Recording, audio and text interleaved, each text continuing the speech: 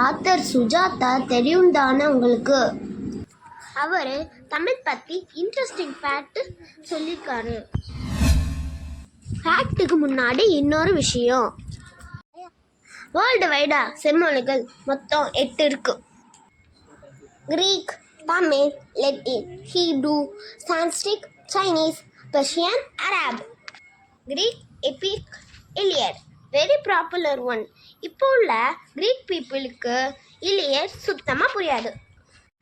ஆனால் தமிழில் 2000 வருஷத்துக்கு முன்னாடி எழுதின சங்க பாடல்கள் முழுசாக புரியல கூட ஓரளவுக்கு புரிஞ்சுக்க முடியும்.